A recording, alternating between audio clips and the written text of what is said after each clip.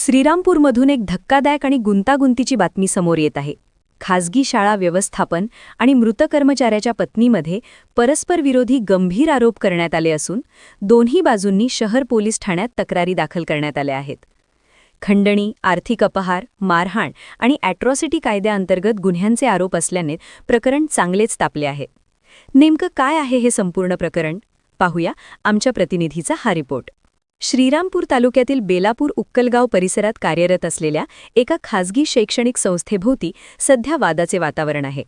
या प्रकरणात शाळेचे माजी सचिव राकेश न्याती आणि मृत कर्मचारी प्रल्हाद फुलपगार यांची पत्नी सुरेखा फुलपगार यांनी एकमेकांविरोधात गंभीर तक्रारी दाखल केल्या आहेत.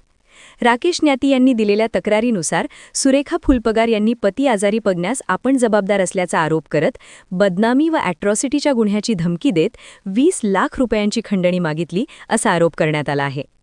मानसिक दबावाखाली येऊन यापूर्वी 50,000 रुपये ऑनलाईन दिल्याचा दावाही त्यांनी तक्रारीत केला आहे.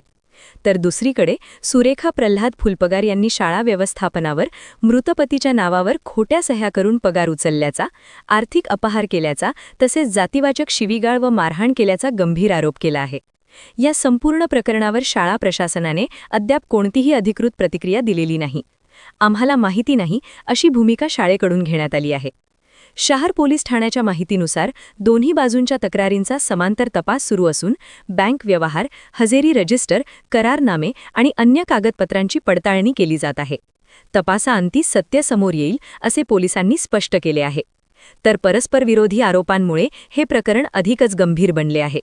सत्य नेमकी कोणाच्या बाजूने आहे हे पोलीस तपासानंतरच स्पष्ट होणार आहे. आमचा या प्रकरणावर बारकाईने नजर राहील.